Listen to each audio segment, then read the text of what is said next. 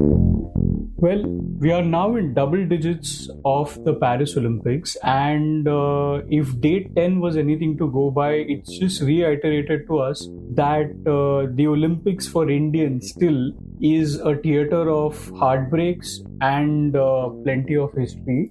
History because you will always have somebody reaching the semi-finals that no other Indian had done before, but heartbreaks because once they reach the semi-finals and the dream of a medal seems to come closer, there is inevitability appears and there's a reality check. On that very somber note, let's start today's Pod of the Rings. This is me, Amit Kamath. Today I'm joined, as always, by Mihir Vasavda from Paris and Vinayakk Mohanarangan in Noida. Today we're going to talk about day 10 of India's Paris Olympics performance, which had, as I mentioned, history and heartbreaks. Before I go to Vinayak, I want to bring in Mihir because once again, limited time. Like Mihir, thank you so much for doing this. I just, wanted to understand. Just talk to us about this Lakshya Sen result. What did you kind of make of it? It's really tough to explain what happened to Lakshya Sen today because it was in a way, the repeat of what happened against Victor Axelsen. Started brilliantly, looked in complete control, was in a different zone, and then something snapped in him, and it all went pear-shaped from there. I mean, Vinayak, you'll be able to kind of explain better, but I think after the first game, where he was near flawless, he had Ichha pinned the way he wanted. The forecourt execution was brilliant. He was really, really agile. Everything was flowing smoothly. But in the second game, I think what happened from my vantage point is that he was pinned to one side of the court. He was just using the backhand side and not really moving around himself, or nor he was moving around Lizia either. He was playing too flat, too parallel, I thought. And since he was playing from the side where the drift was, the shots were kind of sailing over the back line and he was making too many errors. And more than anything, I think it was just the doubts that started creeping into his mind. It was extremely, extremely sad to see Lakshya when he turned up into the mixed zone, to talk to the media. And he was a completely broken man. He had no words to kind of explain what went wrong, what happened to him. He just kept repeating, I don't know, I don't know. And the only thing that he said, which I guess something that he'll be working on, I'm assuming from his statement, is on the mental side of games. He said that mentally, perhaps he needs to be stronger. We asked Lee Zijia as well, from his point of view, and what he said, having experienced something like this previously, said that he and Lakshya play at tour almost every other week. They play each other and the results are different at different times. But the Olympics, he said, brings up unexpected moments which you have to seize. He mentioned that how Lakshya ranked seeded 22 or 23, found himself in the semi-final. There were a couple of other upsets and the semi-final draw was totally what not many would have imagined at the Olympics. And the players have to prepare themselves for these eventualities. And this being the first outing at the Olympics for Lakshya, I think he'll be better prepared in LA for these unexpected moments. At least that's the hope, and that's what even Prakash Padukone said later on, that Lakshya is young, but first he needs to kind of realize that what's gone wrong, and then he can go and rectify it. Right. And you were kind of there when Lakshya's coach, Prakash Padukone, came out, and I mean, he gave some pretty strong statements that, the players must introspect whether they could have done better. He also said that he was definitely not happy with Lakshya's result, which is, I guess, a fair thing to say. But what else did you think about his comments? Just talk about that a little bit. Some of the things he said, I think Prakash Padukone hit the nail on its head. I mean, so far these games have been pretty underwhelming if you're an India supporter. We are more than halfway through. It's like 5 days left to the closing ceremony, which will be on Sunday. And we only have 3 bronze medals to show for. Sports like boxing and badminton, where India have medaled quite frequently in the last few games, they have returned with a big zero. And shooting, which got a zero in the last 2 Olympics, has been the savior. And Manu Pakar especially, take away 2 medals and India are nowhere in the medal table. So what Padukone essentially said and where he came from was the fact that all possible support that the athletes could have got, he said it was given. There wasn't anything more that could be done in terms of providing support, be it best coaches, training camps, the planning, preparation, equipment that they required, physios, support, nutritionists, strength and conditioners. He said every little thing was provided to them. And he put the onus fair and square on the athletes. He said that in big tournaments, in big moments, they have to deliver and they have to introspect, he said, and at the same time ask if they have done enough to win a medal at the Olympics. And perhaps he said maybe they're not doing enough to win a medal. These are really strong words coming from a man. And this isn't any other old timer kind of going on a rant. Prakash Padukone is extremely involved in the system. He's totally involved in multiple roles. Now, of course, he's a legend, so he understands what it takes to perform at the highest level. But he's also, he has his own academy. He's a coach himself. He runs a center of excellence along with Rahul Dravid, where some of India's best athletes go and train. He's the co-founder of Olympic Gold Quest, which takes care of so many of India's athletes, India's sporting stars. So he's in tune with whatever is happening on ground. And when he says that, the athletes need to start taking more responsibility, I think he makes a fair point because, Indian system isn't perfect. It is far from perfect. But at least when it comes to this lot that is in Paris right now, I don't think much could have been done in terms of support, which would be different and got better results. Of course, it could change in the next 5 days. Neeraj Chopra, the hockey team, Mirabai Chanu, the wrestlers, all of them will be in action. So you'd hope and expect that the medal tally would improve. But right now, the real challenge is to match Tokyo's 7 medals. And then that many dreamed is looking like a very, very daunting task at the moment. All right. Well, Mihir has to leave, but we have Vinayak in the house, so let's try and bring him in. Vinayak, what did you kind of make of the comments? As Mihir said, they were extremely strong words from Prakash Padukone, but are you getting a sense that there is something that is not quite adding up about Indian badminton at the moment?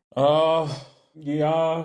So about the comments itself, see, what Prakash sir said is not entirely wrong. We need to acknowledge that first. Because, it's obviously, I think empathy is important. I think that is one of the things that I keep saying wherever I get the chance to, When in general sports discourse, I think empathy is a very important factor. Prakash sir said that, the athletes can't complain about not getting enough. That is something that has been said by a few other people as well. I know Virendra Raskina, the former India hockey captain, keeps mentioning on the broadcast that, this is probably the most well-prepared contingent that India has ever sent to the Olympics. And he knows what he's talking about. So in terms of preparations, he has a good point to make. My only, I wouldn't say issue, my only sort of disappointment was it necessary at this point of time, today, so close to that loss, to kind of speak about how Lakshya didn't play well? Lakshya didn't play well enough. It's not wrong. He should have, the way he started and the lead that he had, he should have probably finished either yesterday or today, or either in the semi-final or in the bronze medal match. He knows what he's speaking. I don't deny that. My only issue was with the timing and placing of it. I didn't feel that comfortable about, what they say, right? Don't pull a guy who's already down. We saw Lakshya in the closing stages of the match. Obviously, he was devastated. And I think he knows he didn't play well. It's not like he's come out and said that I need more support. So I don't exactly know where that is coming from. That is my big issue, right? Lakshya hasn't ever complained that, I don't have enough, or, send me to more tournaments, give me better facilities. I don't think any of these athletes have said that. So I think it's important to acknowledge that. But there is introspection need to be done. I think the most important point that Prakash sir made was we need to introspect, which I definitely agree, because badminton is a sport where we've had consistent success over the last 12 years, maybe for a brief lull in between before Tokyo. I can't remember a period of time where Indians have not done well on the international circuit from the time I've been in this field. So that we need to acknowledge that for a sport that been so successful everywhere else, that we're returning empty-handed from Paris, despite such high hopes from at least, maybe 4 of the 5 who qualified, except Ashwini and Tanisha. I don't think anyone was a complete underdog. Lakshya was unseeded and all that, but we knew what he's capable of, right? So to come back without a medal definitely needs introspection. That I would completely agree. But maybe the rest of it could have been reserved for, sometime later, not immediately after such a tough loss. But Vinayak, to be honest, from my understanding, I know other coaches who worked with other badminton players itself, elite badminton players, who've always said pointed things about the players, but never on record. They've always made sure that the journalists understand what is happening with the player, but without appearing to castigate a player out in the open. Like Prakash Padukone is one of those guys who's never like he does not have those ulterior motives wala thing also, right? So matlab, if he's saying all of these things, maybe there is, I mean, that's why I asked you, do you think that there is a sense that there is something behind the scenes that we are not maybe seeing?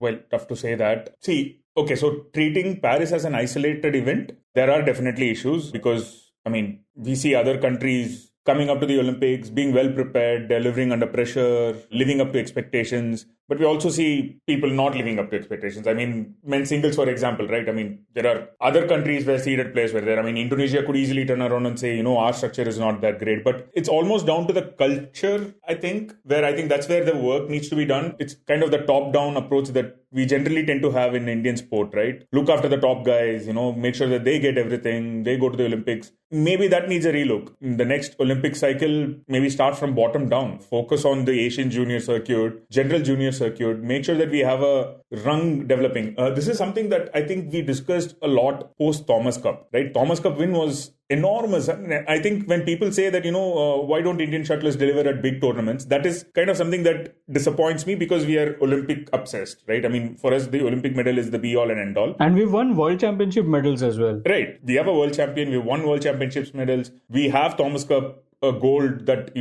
that should be absolutely enormous, but it's not the same weightage is not attached that we attach to an Olympic game. So that I think is kind of the problem because the whole attention is towards this one event in 4 years. We don't maybe give enough importance to what happens otherwise. And I don't mean to generalize, but I think it's fair to say, right, the general importance to Olympics is obviously higher. I mean, it's not wrong also. Olympics is the pinnacle of the sport. But the process probably needs to be more focused on making sure that we have a second rung developed, which I don't think we've done enough in badminton for some reason. Since Lakshya broke through, I'm not sure anyone young, like proper prodigy type has made it through yet. We had brief glimpses of Anmol during, the team championships earlier this year, Anmol Karb. There are a couple of other players being mentioned. Priyanshu has been seen as, one of the next big things, but consistency is not there. So where is the second rung? I mean, are we simply just focused on getting these top athletes to Olympics so then we can win a medal? Then there probably is a problem, right? Yeah, so that's a bigger picture thing. And this is something on my mind for a long time. So we probably need a post-Olympics badminton podcast for discussing this and maybe bring Shivani in as well and Mihir.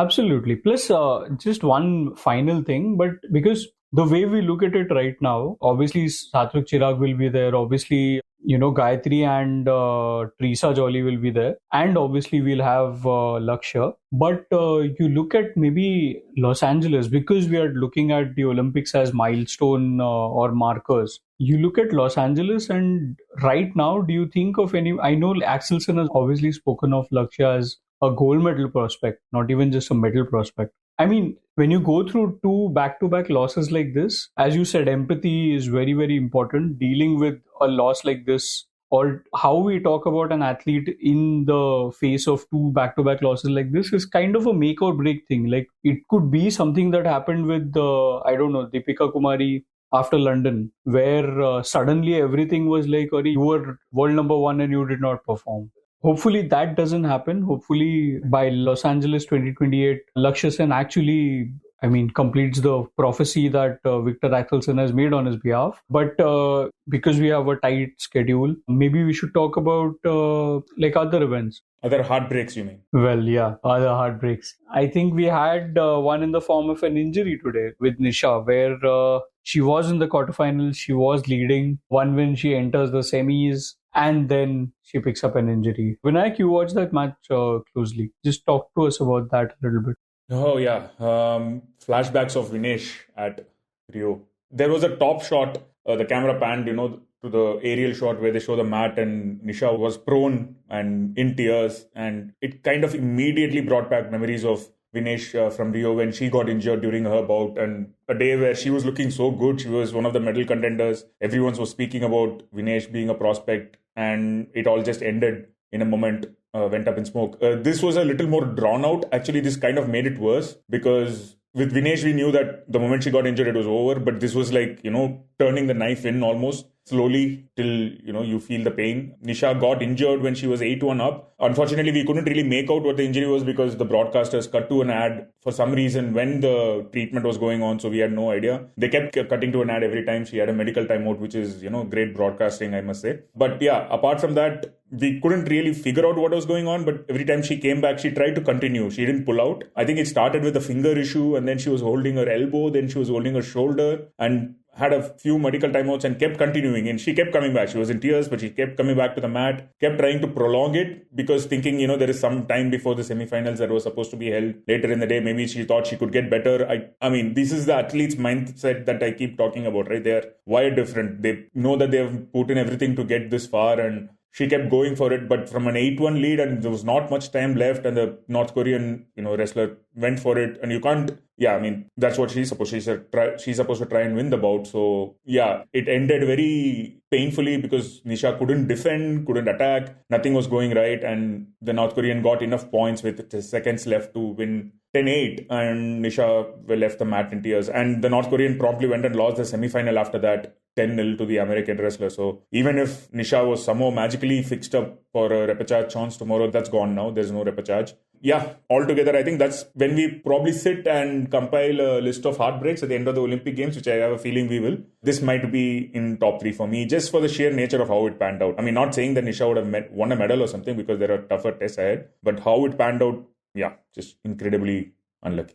Vinayk, I think you get to decide which heartbreak we talk about next because I have 2 and both of them are tangentially One is the 4th place shooting finish, which we should have gone to right after Lakshya Sen because uska bhi 4th tha, skeet shooting wala bhi 4th tha. Or we can go to Vinesh Fogart. I mean, I know that heartbreak to nahi hai, and someone like our resident eternal optimist Shivani has basically said that Vinesh definitely gold jeetegi. But Vinesh getting drawn in the first match against Yui Susaki, who is somebody who I think I was just reading up her stats. At the Tokyo Olympics, she basically won gold without dropping a single point. She ran into a Rio Olympics silver medalist. She ran into a Rio Olympics bronze medalist and basically whooped both of them 11-0 and 10-0 to win the gold medal. She is somebody who's facing Vinesh Fogart in the first round of the 50 kg category. Do you want to talk about that first? Do we talk about Anant and Maheshwari finishing 4th in the skeet? Let's do shooting first and then we'll go to Vinesh as a look ahead to tomorrow, I guess. So that way it makes a little more chronological sense. Sure. Yeah, so shooting, I think it's a little difficult because I don't know how many of us were expecting a shotgun medal event. Yeah. Right? I mean, we were discussing how, the shotgun events have been a little disappointing. Maheshwari Chauhan actually came very close to qualifying in the skeet women individual event. But apart from that, there has been very little to talk about. None of them have been close in trap or skeet. So that the way that was going out, Maheshwari again shot superbly. So I wasn't sure where Anandjeet would be. And then as we kept tracking the scores in the qualification, they just kept climbing, stayed within because Maheshwari basically carried the pair with her scores and boom, suddenly they qualified for bronze. And we were, kind of scampering to, just get ready, let's get the stories ready. We need stuff. This could happen. And in the bronze medal match, it was a close one. China started really well. Then there was 3 consecutive misses out of nowhere. And then that brought the Indians back and it was neck and neck after that. And in the end, typically 1 shot, actually 2 shots for India to win was the difference between 4th and bronze. So that happened. There's like a surprise chance of a medal to, another, the 5th official 4th place finish for India at the games. And Vinesh going forward will probably look ahead and say that, the first thing that I think everyone in the office when the draw came out, like we were looking at it and I told whoever else was in the office, hey, it's Yui Susaki in the first round and within a couple of seconds, repechage. That kind of was the reaction. See, nothing to take away from this is something that we've already discussed, I think, in the preview pod and as well as one of the other podcasts I remember, whether it's good to meet these Japanese wrestlers early so that it at least guarantees a medal rather than going through the difficult draw elsewhere. So it's a weird thing to say, right? I mean, it's good to lose early. So honestly speaking, like technically on the draw, there is a very good chance that Vinesh, if she does end up losing against Yui, who is an outright favorite in that category, then good chances that Vinesh will end up in the repechage bracket. And also the other main wrestlers are in the other half from what I saw. So yeah, it's not the worst thing. But like Shivani said, what do you think about that? Maybe Vinesh can beat Yu Susaki. Yeah, let's look forward to how that pans out tomorrow. No, Shivani ने तो सीधा बोल दिया boss कि it's going to be a repechage for Yui Sasaki because Vinesh is definitely winning gold. Yeah, that was fun. Yeah, she's fun that way, even on a day of difficult heartbreaks. Shivani's optimism also doesn't kind of hold back. मतलब वो भी पूरा ऐसा. Just a quick word before we go to tomorrow. We shouldn't ignore the table tennis. I mean, there was some good news. So the women's table tennis team starting their round of 16 with a very impressive win against the 4th seeds from Romania, defeating a team that was led by the world number 10 player Bernadette Schatz. Manika won both her singles ties and Shrija and Archana won the doubles tie to start off. So they are into the quarterfinals. They'll know their opponents later on when Germany and USA play each other. So that was a good win. The day started with some really good news, and the day ended with some good news with Avinash Sable qualifying for the final, the first man to qualify for men's 3000 meters steeplechase final, if I'm not mistaken. So he had a good race, started really well, set the pace, didn't get engaged into the tactical nonsense that actually bothers him that much. We spoke about this as well in the preview. If he wants to set the pace, that's probably the best way for him to go. So he did that and finished casually for a comfortable 5th place and qualified for the final. Casually is one way of putting it. He was basically just turning around completely while running. Uska upper body was facing behind, his lower body was going ahead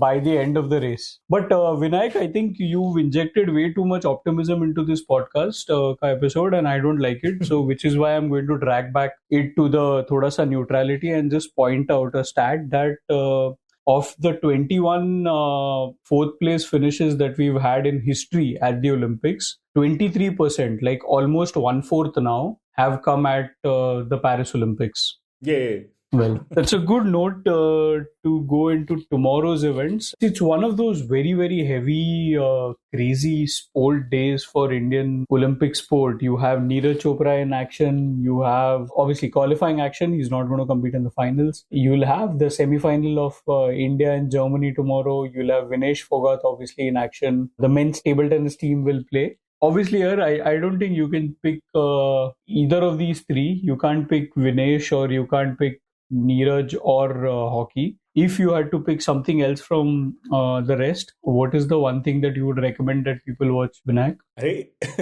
there is only one thing that you left for me to pick from. What sort of choice is this?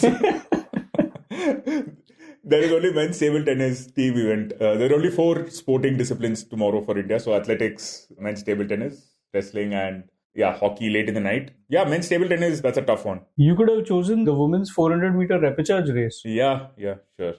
That could get exciting. Yeah, I mean, no offense. I mean, nothing to take away from the fact that facing China in table tennis is, it's an exciting prospect if the team looks at it that way, because we have seen Chinese players get upset in this Olympic Games. So if the Indian team looks at it like that, if Sharat Kamal shows them the footage of the Swedish guy beating the Chinese world number 2, then why not, right? I mean, go for it. Give it a good go. There's nothing to lose. So I hope they see it that way. And let's see how that goes. But apart from that, Neeraj. Hopefully it's a one and done for Neeraj tomorrow. That kind of might inject some optimism back into the Indian contingent, just to see him walk out for qualification, get it done in one throw and go back to his hotel to chill, or the village to chill, right? That's kind of a interesting thought to look forward to tomorrow. And of course, late in the night is hockey. I think you can probably speak a little bit about it and wrap it up.